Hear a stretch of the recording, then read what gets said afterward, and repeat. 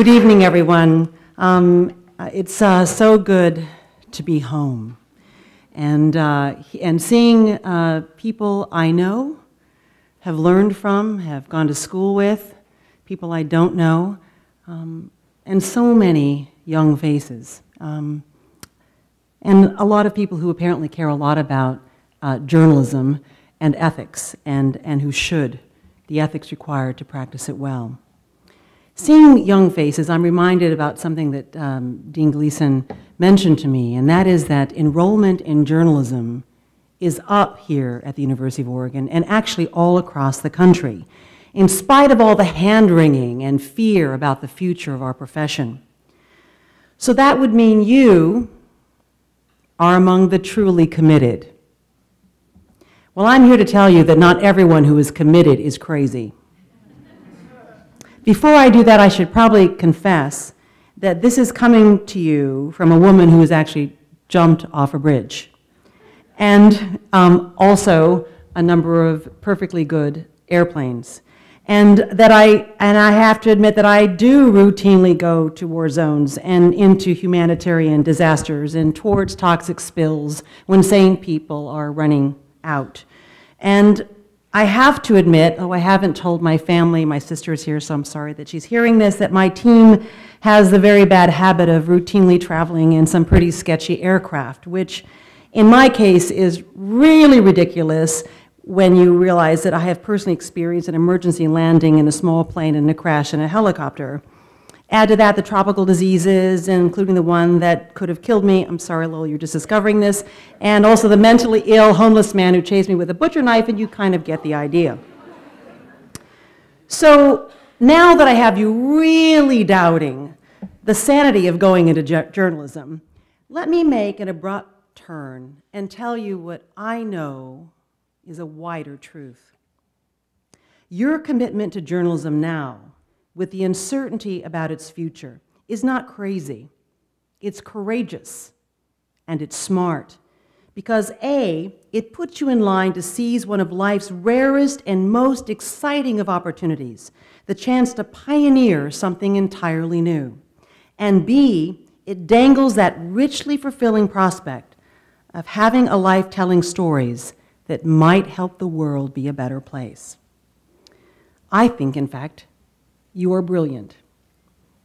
You are joining an ancient tribe, a continuum of truth seekers, each taking the baton and running, often headlong into a headwind, one generation after another, reshaping our profession from Stone Age storytellers to town criers to city editors to newspaper boys to radio reporters to newsreels, then television broadcasts and live reports, all of which now brings us to the one place where it will all likely reside, where we'll all likely find a home, the immense, unpredictable, and intoxicating web.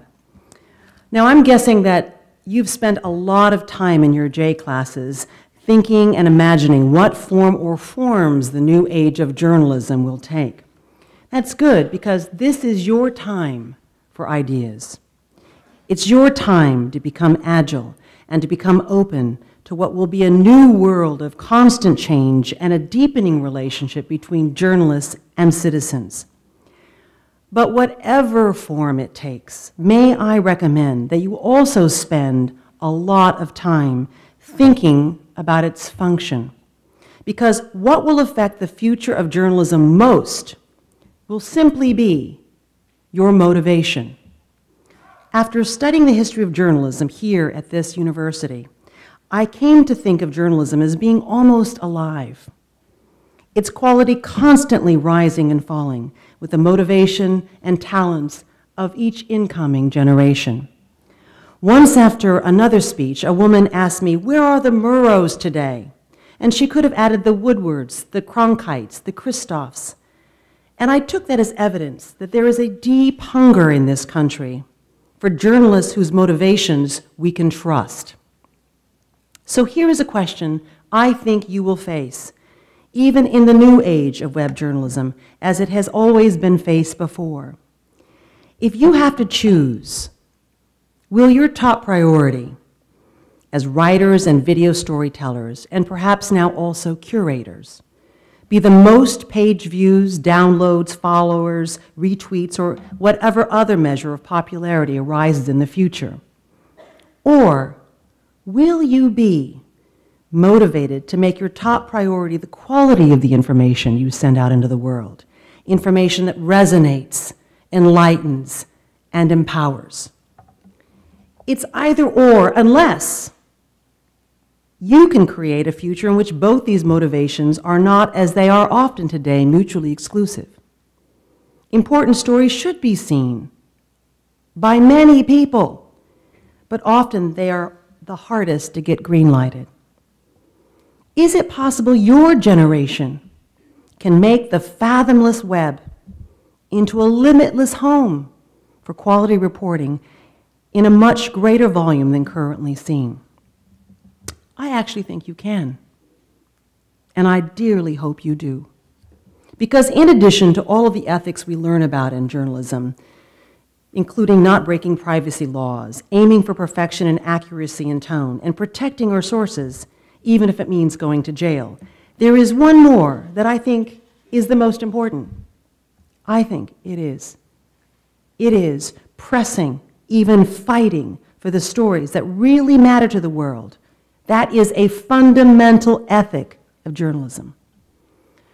Whatever you want to cover, whether it's business or the arts or politics or human rights, as I do, stand up for stories that people should know about, even if the subject matter might not be popular. This is the ethic that has always set apart the great journalists of our time. Let it be what sets you apart. In reality, journalism can be very tough, sometimes as tough and messy as a street fight. So it would help to know what you are fighting for. I understood that several years ago when I was about to launch the first of my 6 trips to cover the war crimes in Darfur, which the US had begun calling genocide. A colleague dropped by my office and he said, you're really brave to go there.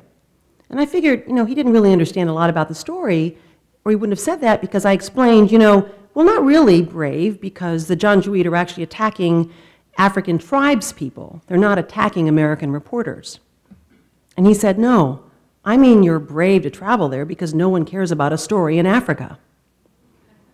And so suddenly, in that moment, I understood that he thought I was risking my standing with my employers and the public by covering a story America probably wouldn't care about. This was 2006, when reporting about Africa was relatively infrequent, and it had taken me many months to get the story green-lighted for a lot of reasons, some justifiable, and maybe I would argue some not. And even then, at the last minute, it was almost killed. But the thought that he expressed had never even entered my mind, because my motivation was really just focused on reporting that the government of Sudan had killed or made refugees more than 1 million of its own people in the region of Darfur. If injustice, war crimes, systematic rape, genocide, and discrimination, all of which were being alleged in Darfur, are not reported wherever they occur in the world, how can the world, not knowing what's happening, do anything about it? What people don't know doesn't exist. Had journalists not covered Martin Luther King's marches against discrimination to the degree to which they did, would the civil rights movement have helped transform America when it did? Had journalists not reported about the genocidal mass killings of civilians in Kosovo, after arguably failing to as intensely report similar crimes in Bosnia, would the slaughter have been stopped when it did by the threat of airstrikes? Here's one that troubles me. Had journalists reported about the systematic mass murders of Jews across Eastern Bloc nations in the years leading up to World War II, or during the war, found a way to let the world know in real time what was happening in Hitler's concentration camps, would so many have died? It is so interesting to notice, when you do this work for a while, how so often we fail to see the historic significance of what is happening in real time. As journalists, it's actually our job to see the significance of events and not be distracted, or to distract others by spending an inordinate amount of time on stories that don't really matter much in the end. It's not easy, of course, to be thinking in this way. As Dean Gleason just mentioned, my team just returned from Ecuador's Yasuni rainforest in the Amazon River Basin, which I should tell you, scientists believe is the most biodiverse place on Earth. What most people don't know is that oil drilling is already happening there. Open gas flames are actually a common sight there, and oil exploration is now moving deeper into the most biodiverse rainforest on the planet.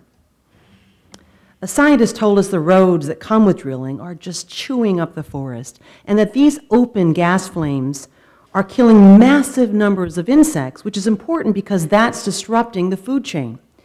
And we interviewed these indigenous tribes people Dean Gleason was telling you about, and they said they see themselves as guardians of the rainforest, and they are noticing the animals are disappearing. So with more oil exploration scheduled, the tribes are now sharpening their spears and getting their blowguns ready to take on oil workers who are going to come in large numbers, they expect, carrying guns. These indigenous people told us what makes them feel brave is that they know the world is on their side. But you know, and I know, the whole world barely even knows that the most biodiverse place on Earth is being parceled out to oil exploration.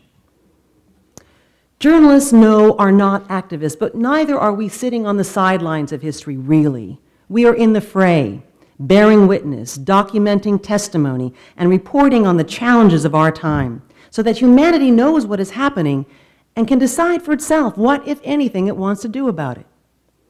Journalism is something that empowers humanity to set a course for a better future. In this way, I do not know, and if you know, tell me, how we cannot be obligated ethically as journalists to give voice to the voiceless. The least considered among us, the poor, disenfranchised, discriminated against, victimized, deserve to be heard equally as much as the rich and the beautiful and the powerful. I have found that people rarely heard actually have the most to say. So here's something you may not know, and that is that more people have been killed in the war in Congo than any war in history. And in 2008, our team went there to report about this. And we discovered that the use of rape as a systematic weapon in that war is so pervasive that there are entire villages of women who've been raped. And in this environment, we found Sifa, who was a beautiful 18-year-old girl, who told us that she was 16 when she witnessed with her own eyes her mother and father being killed in front of her, and that the killers then kidnapped her and chained her, took her into the mountains and chained her to a tree and kept her there until they decided that she wasn't really worth anything. She could barely move. They left her for dead. Eventually, when she was almost dead, men from a nearby village came and they rescued her and they carried her to the hospital, where it was discovered that she was pregnant. But she was so broken that the baby died. So I show up with my camera crew and suddenly find her in this hospital, and unexpectedly being ushered into an operating room the very morning she was to undergo surgery to fix what was broken. She looked into my eyes. She was naked under a sheet, shivering, and I was the only other woman in the room. And I remember her hand was out on this metal table, and it was shaking violently in fear and from the cold. And so I took her hand, just as a matter of instinct as a human being, until I was told that it was time to leave, the surgery was about to begin, and so we just backed out of the room, just stunned by what we had seen. And it was the next day in her recovery room that she told me what had happened, all the details I just told you. So I asked her the question, do you want revenge? And here's what she said. No. All I want is to rise from this bed and thank the people who rescued me and took care of me. If I can, I want to work for God. And maybe, if I'm lucky, I want to feel a mother's love again. This from a 18-year-old girl who was left because she was not worth anything. And yet, as I tell you this story, the story of Sifa, I can see in your reaction that she is saying something that is making us all feel a little more of our humanity for having heard her. The idea about this was further driven home by something we heard when my team went to go report about how the Great Recession was affecting the poorest, some of the poorest people in America. And that effort took us to Southeast Ohio on the edge of Appalachia, and there we met just an amazing man named Jack Freck, who had spent decades working to help the poor. And he talked to us about the depth of poverty that was moving, pulling people down further in our nation. And he said this, he said, "We have literally millions of our population who, as we let them get so poor, are dropping out of society. It is as though they're disposable people, that we can ignore them entirely. We cut these folks off assistance. They have no cash. It's as though, well, they don't fit into our program anymore, therefore they must not exist. Well, they do exist. There aren't any disposable people." There aren't any disposable people. And this is the awareness that as we see the world, you should notice that humankind is moving toward. This awareness is where we're going. Once, if you think about looking back, it was acceptable for children, very small children, 5-year-olds, to be on the streets of Lower Manhattan begging. Nobody took care of them, nobody did anything. Well, we also had them working in factories all across America. But now that's child abuse. Once, I keep talking about genocide, but I report about it a lot. Once genocide was considered a fact of war. That's just what happened. Now, it's a war crime.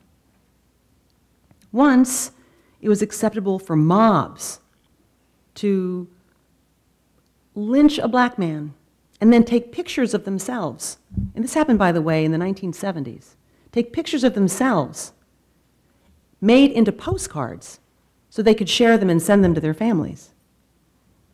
Today, no matter what your politics, you have to acknowledge a revolution in America in having a black man, African-American man, as president of the United States. What that represents is a transformation in us, that people are able to now see more deeply the other as themselves. The separation is lessening. This is the way the world is moving. And journalism is a factor here. It is in opening people's eyes to things, to empathy, to seeing, to feeling about others. We have a role in that, a very important role in that. Yes, there are those throughout history who threaten to stop humankind's slow march to greater empathy. But they're failing. Ideas about equality and freedom and democracy are actually moving faster across the world. Sometimes it's a messy thing, but the more we hold up a mirror to the world, the more it seems the world wants to change itself. And right now, the web is the biggest mirror anybody has ever seen. One caveat to all of this is that if you accept this work and you plunge toward it, whether it's in human rights or in whatever field of journalism you decide, you probably won't see, unless you're really lucky, any real proof that your stories are making a difference. You sort of just have to trust that it is. I have to be honest with you, with all my efforts, so for all these, 35 years, I I'm not sure about what difference I've made. But I have faith that if your motives are pure, that eventually good will come. And it is in this way that journalism is an act of faith in the future. It's not about what you get, it's about what you give. So, let me say then, I call on you to let your motivation be your rudder, your safe zone, your inspiration. And if you can, I encourage you to shine a light on dark places where no one is looking. And maybe that light might awaken the world. Just stay out of sketchy aircraft. There's no excuse, really. I hope something I've said tonight will help you on what I know will be a wonderful journey ahead. Thank you very much.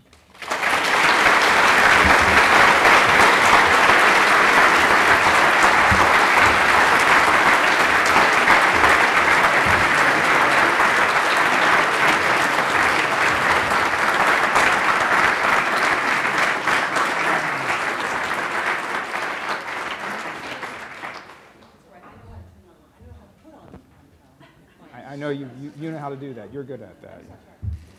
Well, thank you, Anne. Thank you for a wonderful, inspirational speech. And we will now, we're collecting questions, and I think we already have some from, that have been sent in on Twitter earlier, and we'll have a conversation.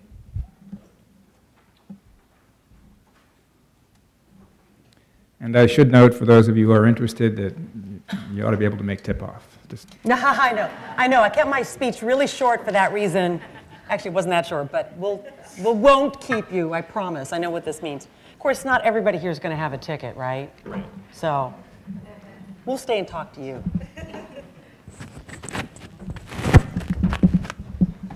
Go Beaver! Somebody.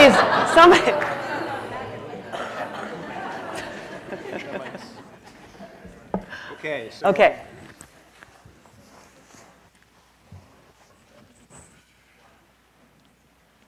No. Let me see. No, it says it's on. Yeah, it probably is. No, it wasn't. Okay, sorry. Who or what inspired your interest in pursuing journalism? It was my father and I watching Walter Cronkite every night, and I grew up in the milieu of, in my time, there was also kind of a revolution. It was a social revolution in America. Women's rights movement, the civil rights movement, the gay rights movement, Vietnam, Watergate. And we would watch Walter every night talk about it. And what inspired me was realizing that what happened in Southeast Asia, really, and in Washington, but also specifically in Southeast Asia, I was really thinking about the Vietnam War, mattered to me in Ashland, Oregon. That it matters, that was when I really realized how connected the world was. And I wanted to be a part of, when I realized that information, when you give people knowledge, you give them power, I really wanted to be a part of, being a part of doing that. But I was scared about the responsibility because it just seemed, a heavy, heavy responsibility, and I wasn't sure I would be worthy. Well, I think you've addressed this next question in your speech somewhat, but maybe you want to elaborate. Why do you think journalism matters? I think without journalism, there would not be freedom. Period.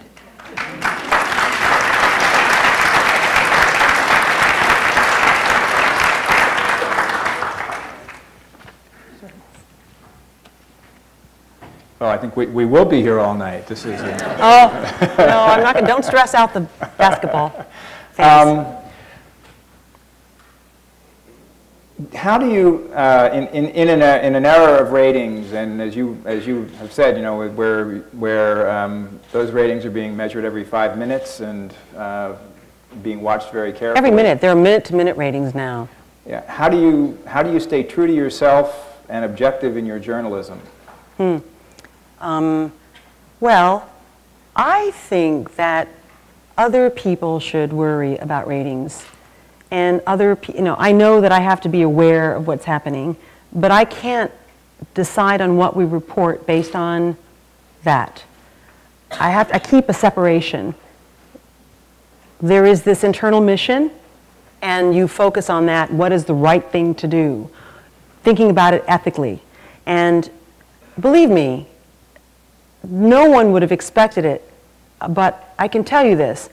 When first time I went to Darfur, in the Darfur region, and I came back with these stories about what was happening. You know, Nick Kristof, who's a wonderful New York Times journalist, had been writing about this for years and doing such a wonderful job. He and I actually know each other pretty well. But it wasn't really well known to people who did not read the New York Times. So I pushed because I felt it was something that we had to report about every time there was this kind of cruelty, injustice. It has to be known. So when I pushed to go see it, to go do it, you know, of course, people were thinking, well, nobody else is doing, why are you doing it? So it's hard to sort of convince me to do something I don't want to do. So I just kept talking, and so they kind of said, okay, we'll just go and just take one person. And then at the last minute they realized, oh, maybe you need security and maybe you need, but anyway, bottom line is, I went, I came back, and what we brought back was so different from what people were used to seeing, that actually when they looked at the ratings, the minute by minute, the ratings went up. So I think a way to think about this, which I don't think about, I think about what is true value, what is added value. This story is of great value to humankind.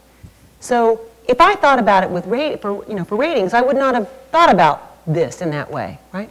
But when you bring true value to your company, employers, the business that employs you,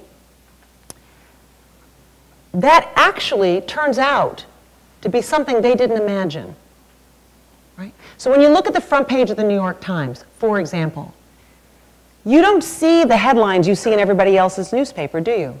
You usually see something that's, wow, wow, look at this. This is something that I would never see anyplace else. It's the thing that makes the New York Times special, that it can bring you something that nobody else is doing. It's that added value. And I think that the way I think about it is a fast-forward way compared to sort of the old way of thinking about it. Not you. No, I meant the question. Oh, I'm never going to live that down. The old way of, in the question that was thinking about it. And that is that I think that you actually do something that the people who employ you, you bring them something they didn't see coming. And they go, oh, wow, if you do it well, if your passion for doing this kind of work has some footing where you work, then you can run because you've got the footing, and you need to obviously do it really well, and every time aim high, high, high. But I think when you do that, things happen. So let me just tell you something. I've come back from just some of the most, one might say, obscure places in terms of American journalism, places all over the world. And I've done these kinds of stories, and I've had the president of NBC call me up on the phone saying, I don't know what you're doing, but whatever you're doing, keep it up, because we're getting all this stuff on Twitter, and then the story, and then I don't even, or, you know, they don't know. They don't, so, but how do, no. We need to help them see, help them help themselves, help them see what is value. Look, the way it works now with all this ratings talk is about compromise, compromise, compromise. Let's just do this. Compromise never creates incredible quality. Compromise means you get along and you move forward. That's what compromise is. But it does not allow the opportunity for excellence. So to excel is not about compromise. It's about creating the team, the energy, the passion, the focus, the ideas that aim high. And that requires a degree of idealism and hope and mission and motivation. Motivation What is it that you're here to do? You know, if it's something that's valuable, you just have to do it. And you have to negotiate and convince people. I can be convincing. You need to convince people about why. And sometimes, you know, people want to do the right thing. They do. And you find that space, and you just keep going. So I want to, there are a number of questions that relate to this general topic, and I just want to get a little more granular about it. You certainly in your career have done your share of cooking segments. And, I have. You know, interviewed more than one celebrity and I all that. have. Can you talk a little bit about how that works in terms of the day in and day out kind of negotiation that goes on? Right. So if you, for me it was about putting money in the bank so I could take money out. Does that make sense? So, you know, if they, you know, they want to make a lot of money and they think this is how you make a lot of money. I'm actually not in the money-making business. I'm in the journalism profession. I still call it a profession, not a business. And because I don't want to think, I don't want to be corrupted by that. I think if you start to corrupt that, then you start to compromise. So, but you have to be aware and knowledgeable about how it works. And especially now as we move to the new age of journalism, you know, there's going to be different kinds of pressures on people who actually do the work of journalism to figure out financial answers. But so I always felt like, well, okay, this is what they want, this is how they, and it's not painful, it's, you know, but to do that, I need to do that. And that to me was the negotiated balance. It's really, as I was mentioning earlier to one of the classes today, and by the way, you are really an impressive bunch. I've spent time with 2 different classes, and I was just really impressed by the questions and the quality of the students who were at the J School. I'm wondering if you would have let me in if I applied today, but I think that this is the sugar and spinach question. Do we have to do sugar, give people basically toxic, you know, toxic sugar shock, to feed them a little bit of spinach? And that's the reason why that's become more acute or more of a reality is because every single news organization is suffering this cutback and cutback. It was less of a reality before, but now it's more and more the pressure because really of the reality of the internet. And I mean, the New York Times is a wine club, for goodness sakes, you know. I mean, and it's the best, I think, one of, if not the best paper in America and maybe even the world. But it's about survival, right? So you want them to survive. I want the New York Times. I want these major networks with these great reporters to survive. So there is that kind of reality. But I really do believe that we don't help anyone survive by just only compromising and giving people sugar. Because I believe in the intelligence and the heart also of the people who consume our information. I don't want, I think that if you go into journalism thinking that you're the person who's leading people around and helping them be educated or whatever, if you're looking down on people, you're really going to make a mistake. It's about seeing that you're giving information or finding information, searching for it and offering it to really powerful people who affect not just America but the world with what they care about and don't care about. And that humility is really important, I think, for any journalist. So I think I diverged from your question, but I hope I answered it. Yeah, thank you. Okay. So there are not surprisingly a number of social media related questions. Okay, so good. Yeah. We'll sort of start down a road there for a few minutes. You know, as someone who for a period of time was very active in the world of Twitter, but seemed to be a little less so now. Yeah. Can you kind of talk a little bit about that experience of kind of getting into social media and beginning to use social media in your own work, and how it has influenced your work and how you see it influencing your work going forward? Yeah, well, I think that if you believe in these ideas that I talked about in terms of journalism, why wouldn't you use social media?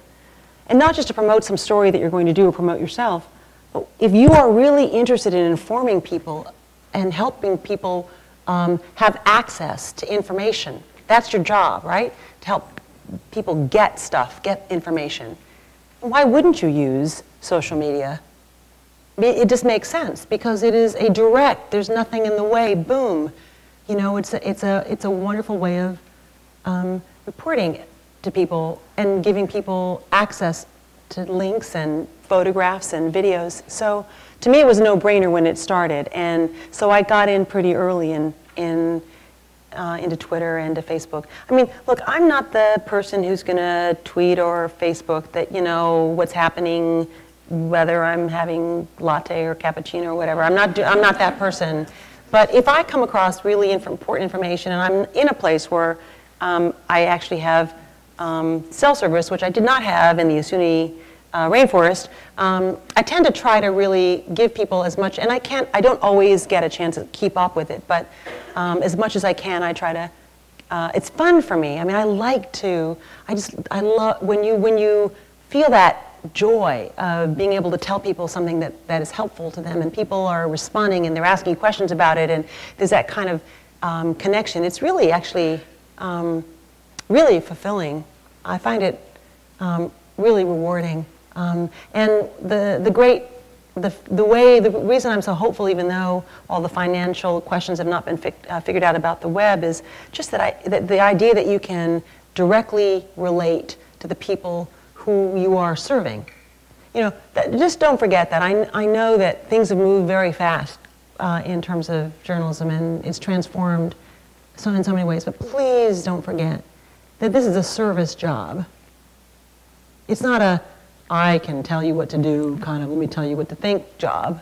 It's a, I want to help you job. It's like being a, you know, first responder or something. That kind of energy to kind of come in with, how can I help? How can I help? That's really the motivation, I think, of a good journalist. So the 26 Acts tweets, a question that I've had about, what was the process, if any, to validate the legitimacy, I guess, or the factual accuracy of all the millions of tweets that came in as part of the 26 Acts? Well, you know, people, look, it was a personal thing. It was like, it wasn't an NBC thing or it was just, I came out of reporting about Newtown. It was just, everybody went there, and it was a intense experience. And so I came out of there kind of thinking about, my gosh, you know, how do we find some way through this suffering to see, you know, what had happened and what good can come of it. You know, I'm always looking for the good that can come of something, even something as tragic as that. And so this idea popped into my mind, and it probably was related in many ways to some of the stories that I've done in which people have, you know, really sad stories in which people have done something great to kind of make sure it doesn't happen again. You know, that's a constant theme of life, and people suffer great loss of children. They want to do something so no one has to feel that loss again. So I think that probably was spinning in my mind, so I thought about this idea of 26X, which was, you know, what if we could do something in the name to honor every one of these children and teachers who were killed, and so that just sort of took off, and it wasn't mine at that point. It was theirs.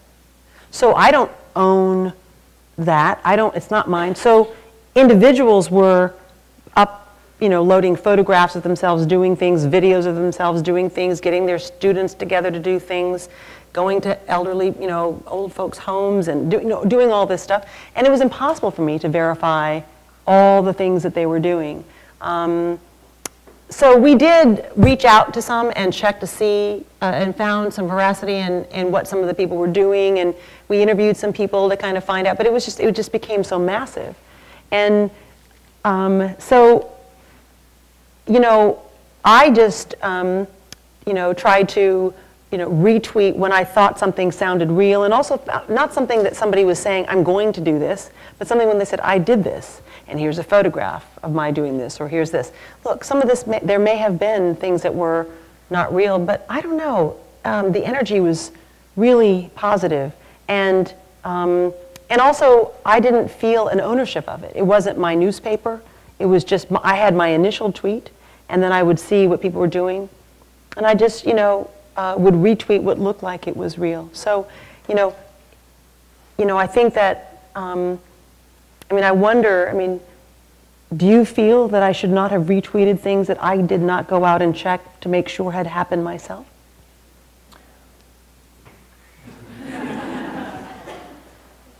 No, not necessarily. But I think it's a very interesting question, and to some degree it gets to, at some level, there's a question about your credibility being put into play a little bit by the fact that you were so closely associated with that whole stream. So I think in some ways that obviously you couldn't go out and check them all, and I don't think anyone would expect that. But I think it does raise an interesting question about to what extent that kind of activity in social media begins to have an impact on a reporter's credibility as a reliable source of information. Mm-hmm. I think you're probably right. I think that I didn't retweet everything I got. I sort of used a pretty probably limited way of assessing based on experience and kind of, well, could it sound right? But it was impossible for me to check everything out. But I also didn't validate them except by retweeting. I didn't, say, look what someone did. I just retweeted as we do in Twitter, which is to say, this is what somebody said. I'm retweeting it, versus because nothing in there sounds like it's going to damage anybody or whatever. Sort of so. But I think that raises a really important question. Look, my feeling about the whole 26 acts was that it wasn't mine.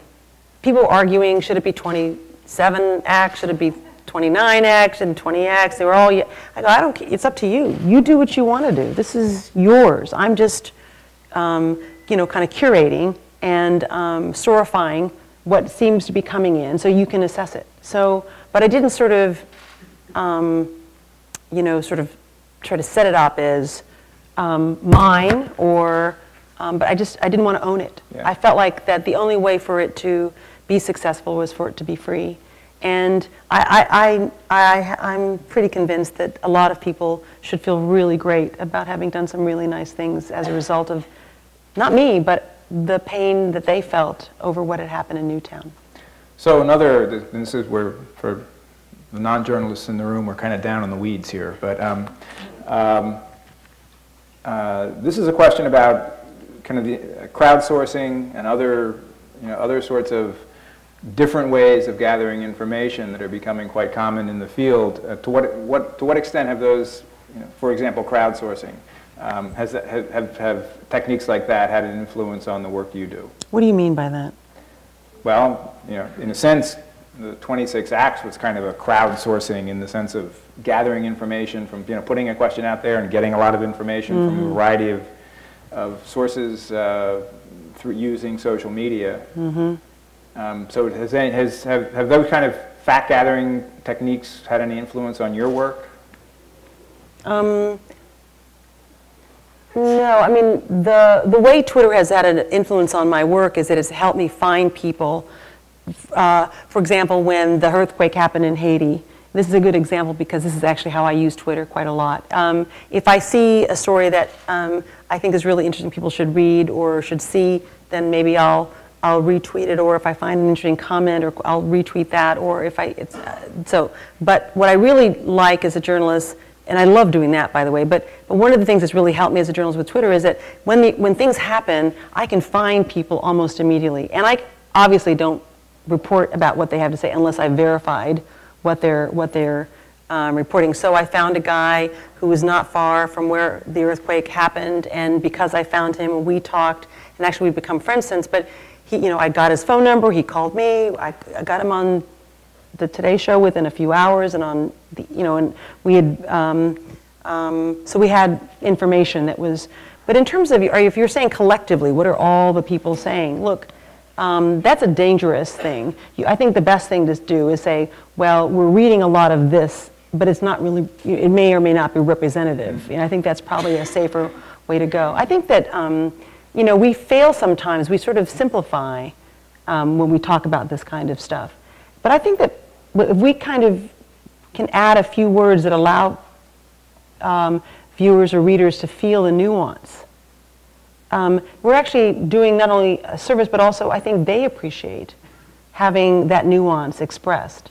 And I think that, we have to look at the fact that we are getting a lot of voices through social media. We can't really, it's not scientific. It's not a poll. It's not a, which is not really scientific necessarily either, but it's not a fair assessment. And I think that's this, we all know that. I'm gonna read this one verbatim. First of all, thank you for reporting about the tsunami. My relatives are missing, and your reporting was the only report I could watch. How do you separate your emotions versus calm, balanced reporting? I think this is, one of the hardest things. I think this is a real challenge. We're all, as human beings, it's not easy to not feel deeply when you report on something like the tsunami. And I think it's fair to say that everyone on our team cried a lot behind the scenes, watching and hearing from people on that story and on other stories. But I don't know that I've always been successful. I don't think I have at keeping my emotions not in the report. That I worry that I've not been perfect there. But I think that it's something we should try without losing our humanity. There's that level that we have to understand. That the way I look at it is this. My father used to, when he watched the news, there was one broadcaster who he really liked, and he would watch the news and he would really gain a lot of information. And then when there was a different broadcaster on, he would say, "Why are you telling me what to think?" And he'd yell at the TV, "Why are you telling me what to think?" And I think of my father when I think about this question, because our job is not to tell people what to feel or tell them what to think. And oftentimes with the story like the tsunami, my Lord, don't gild the lily. Just let the story. And in fact, I'm against, in general, adjectives, unless I'm doing a magazine piece. I like them in my personal life, but not in my professional life. To gild the lily. If your story is good, just tell the right facts in the right order with the right pictures and the right give someone a voice, and it's going to come together because people who are listening are human beings and they get it. You don't have to. And when we all feel it when we see a report that's trying to persuade us to think something or feel something, it's annoying, frankly, and it takes away from the power of a story. So. But if you're asking me the other question, which I think you're asking me, which is how do you deal with your emotions, which I think is part of that question, that's a big question. And I will say that most people, a lot of people who do my work at NBC News have suffered a lot of emotional reactions to what they've experienced. I personally am a PTSD survivor. I have levels of PTSD because of things that I have seen, and I don't think it's a deep and big level, but it certainly exists in me, and we get together, we talk about it. And I have a group of people I periodically call together who are, Pulitzer Prize winning photographers or not, just great photographers and newspaper writers and television people, and we get together and we have brunch and we talk about stuff, and we talk about the things that we can't talk about with our best friends or with our spouses or with our children, because it's hard to explain this stuff. It's hard to explain it unless you're really there. And in this way, we help each other move forward. I think that, you have to take care of yourself emotionally when you do this work, in whatever way works for you, because you cannot go to the next tsunami without an ability to open your heart to the story. And to keep opening your heart to the story, you've got to be healthy. You've got to make sure that your head's on straight. And so I think it's a deliberate, it's almost like being an athlete, you know? You've got to be emotionally an athlete to be able to do this work. And we look after each other, you know? I've had deep conversations with members of my team when I worry that they're perhaps being emotionally affected. One was in an explosion, and when he came back, I had to worry about him because he was in, I think it was Afghanistan. I actually covered the, and I almost stayed at the Marriott in Pakistan when he exploded, but I ended up staying at the Serena, so I survived, but I was there just a few minutes later, and the whole thing was engulfed, and I was doing a report and the whole thing, and you know, that stayed with us for a while, but we talk it out. Look, I'm not recommending this kind of thing to everyone, but I do think that if you do this kind of work, the kind of work that, you know, the war zone kind of stuff work, then you really have to be very thoughtful about being emotionally, I was going to say tough, but maybe that's not the word. Maybe it's honest, emotionally honest with yourself and with your teammates. So this is the last question. Because we got a game, right? Right. So what prepared you most for your career here at the UO? I had a lot of really great teachers here, and but I think that, and I learned about interviewing, and I learned about magazine writing, I learned about newspaper writing, I learned about, you know, production and all of that. And history was really important, you know, understanding that there was a yellow journalism period under Teddy Roosevelt, and how journalists went this path, and how we came back. So all that was great perspective. I learned photography, which from Professor Duncan here, and I've now become a photographer, which is one of the great joys for me, and it's helped my work, and especially with the internet, I'm able to, our NBCnews.com page, I'm able to upload images and give not just voice to the voiceless, but a face to the voiceless, and that's been really important to me. But I think the lesson that I've learned that affected me most deeply from the J School has been the lesson of why we do it. You figure out how to do it. It's not like exactly right, but it's practical stuff. If you're broadcasting, how to broadcast. If you're writing, how you write a sentence, how you put it together, how you interview. All these things are sort of, they're skills that you develop, you know, and you'll get them and you'll develop them. But the one thing that I wish every journalist coming out of the J School is still learning, and what I really learned is, why do we do this? And it's not because you want a job, I hope, any job. It's because you have some sort of passion, I hope. And that's what I learned, is that the best journalists have some sort of sense of duty, responsibility, a sense of a wish, you know, a wish for a life that might contribute something. And that idea, I think, was the best lesson I learned from the J School. And it is one that, despite everything that might jade you or make you fear that,